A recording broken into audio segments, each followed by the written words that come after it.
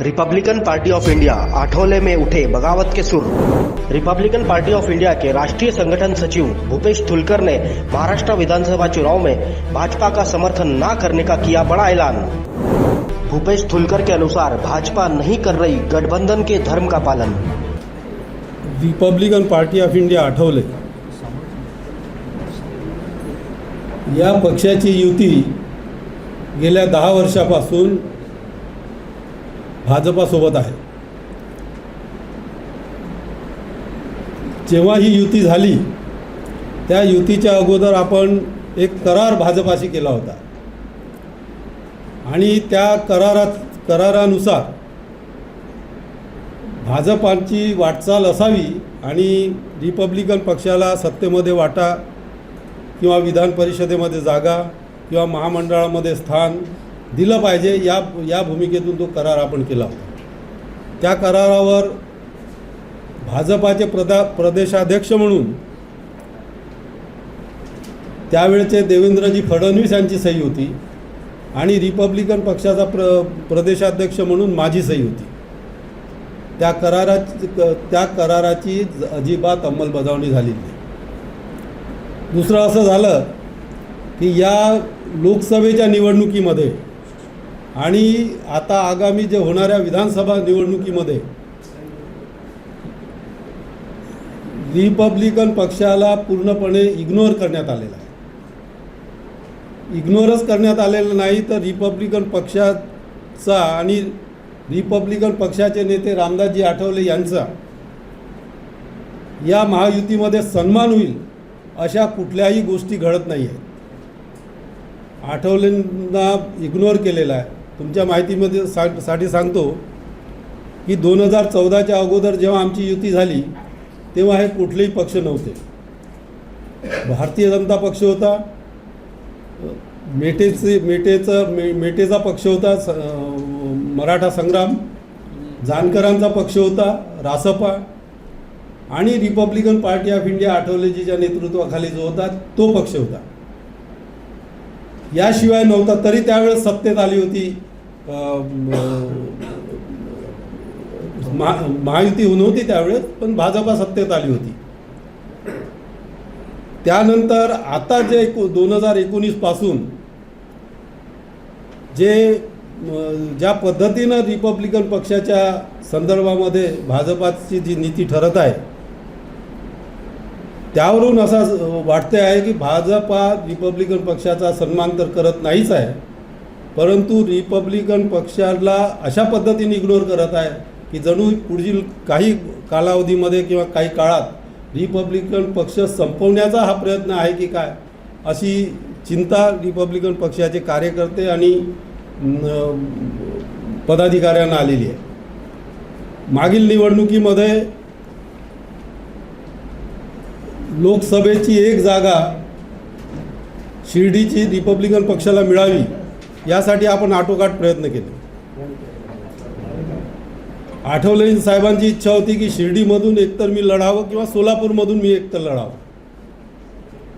सोलापूरची जागा बीजेपी हारली, शिर्डीची जागा बीजेपी हारली, परंतु रिपब्लिकन पक्षाला मात्र त्या ठिकाणी अजिबात प्रतिनिधित्व दिलं नाही।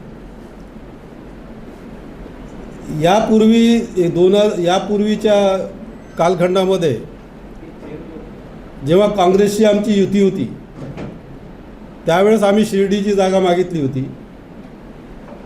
शिर्डीची जागा काँग्रेसने दिली होती, परंतु त्या ठिकाणी जे विखे पाटील होते, राधाकृष्ण विखे पाटील यांचे वडील यांनी उघडपणे आठवले साहेबांचा विरोध केला आणि आठवले साहेबांची ती जागा पडली।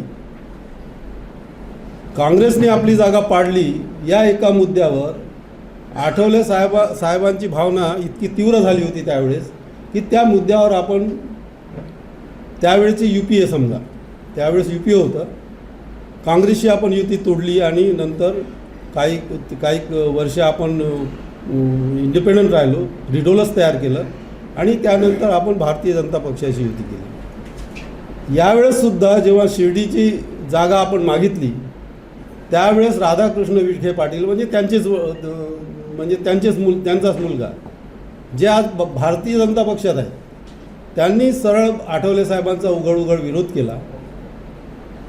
दिल्लीपर्यंत त्यांनी विरोध केला. फडणवीस साहेबांकडे त्यांनी विरोध केला आणि आठवलेंना शिर्डीची जागा मिळूच नये यासाठी त्यांनी प्रयत्न केला आणि त्याप्रमाणे जागा मिळाली नाही. या ठिकाणी मला असं सांगायचं आहे की या सगळ्या गोष्टीचा उद्रेक संपूर्ण महाराष्ट्रामध्ये झालेला आहे.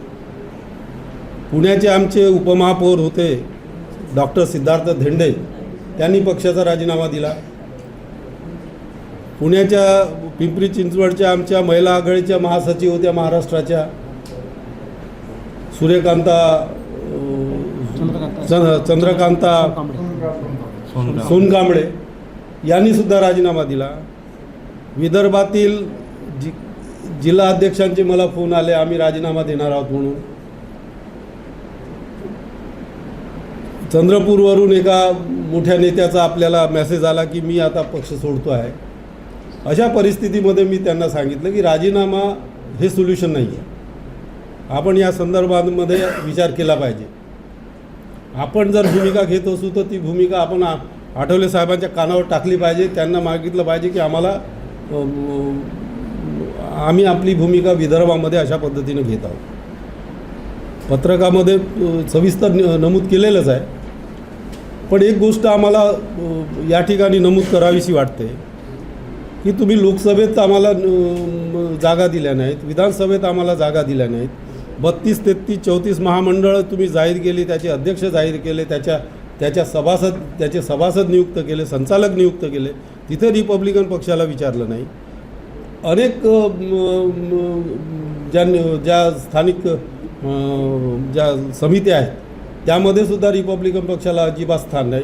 जिल्ह्याच्या नियोजन समितीमध्ये रिपब्लिकन पक्षाला स्थान नाही. हा सगळा प्रकार झाला. आणि मध्यंतरी उमेदवारांनी जे अर्ज भरायला आले होते संविधान चौकामध्ये, त्या ठिकाणी ज्या गरज नसताना चुकीच्या घोषणाबाजी झाली, त्याबद्दल साधा त्या उमेदवारांनी दिलगिरीसुद्धा व्यक्त केली नाही. याचा परिणाम विदर्भातील आणि महाराष्ट्रातील जनतेवर, आंबेडकरी समाजावर आणि रिपब्लिकन जनतेवर झालेला आहे.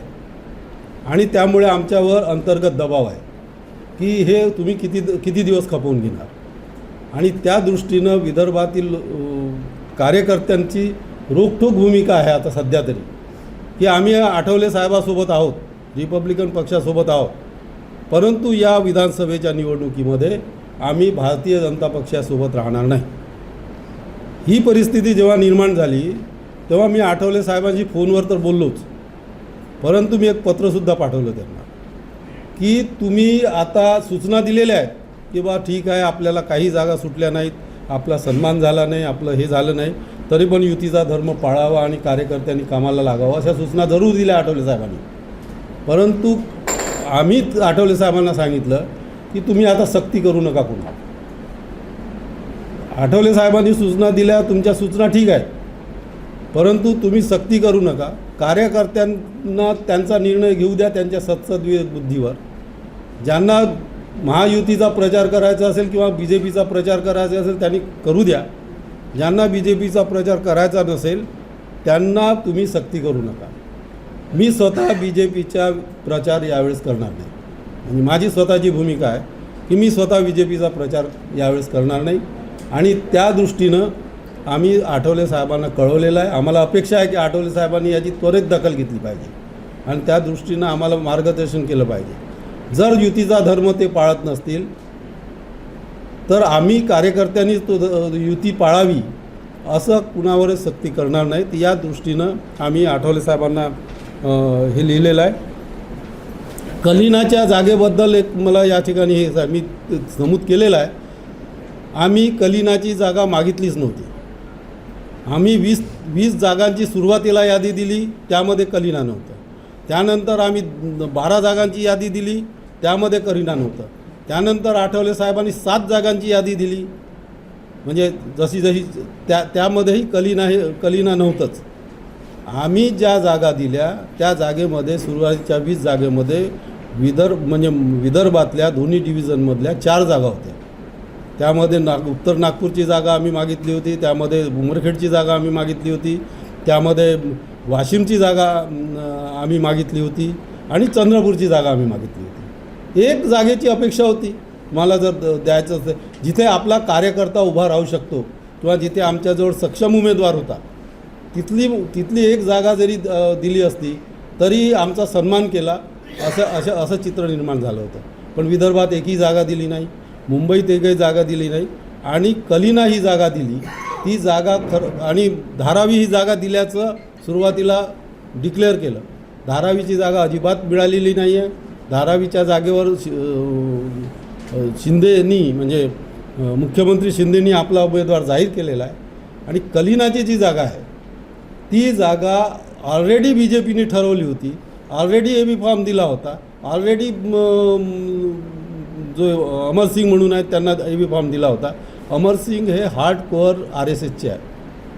मीडियामध्ये त्यांचा RSSच्या त्या युनिफॉर्ममधले फोटो व्हायरल झालेले आहेत आणि AB फॉर्मवर ते BJPच्या उभे आहेत. ती कशी काय म्हणजे हा खेळच आहे. रिपब्लिकन पक्षाशी हा खेळच आहे ना. मागे राम सातपुतेची अशीच जागा डिक्लेअर केली होती की ही रिपब्लिकन पक्षाची आहे. राम सातपुते आणि रिपब्लिकन पक्षाचा काही संबंध नव्हता. ते तर RSSचे आणि BJPचे होते. हे पण RSSचे उपाध्यक्ष आहेत, हे BJPचे उपाध्यक्ष आहेत. तर अशा पद्धतीनं रिपब्लिकन पक्षाशी एक प्रकारचा खेळ सुरू झालेला आहे आणि याचा तीव्र विरोध कार्यकर्त्यांमधून होत आहे. आणि म्हणून या पद्धतीनं यावेळेस आमची भूमिका अशी आहे विदर्भामध्ये की आम्ही आठवले साहेबासोबत आहोत. आम्ही BJPसोबत राहणार नाही आणि BJPचा प्रचार करणार नाही. आठवले साहेबांनी कुणावरच सक्ती करू नये, अन्यथा ज्या पद्धतीनं आता 10-15 लोकांनी राजीनामा दिले महाराष्ट्रातल्या पदाधिकाऱ्यांनी, यावेळेससुद्धा राजीनाम्याचं सत्र मोठ्या प्रमाणात सुरू होईल. त्यामुळे आम्ही आठवलेंना पत्र लिहिलेलं आहे. 2 दिवसात आठवले कळवतील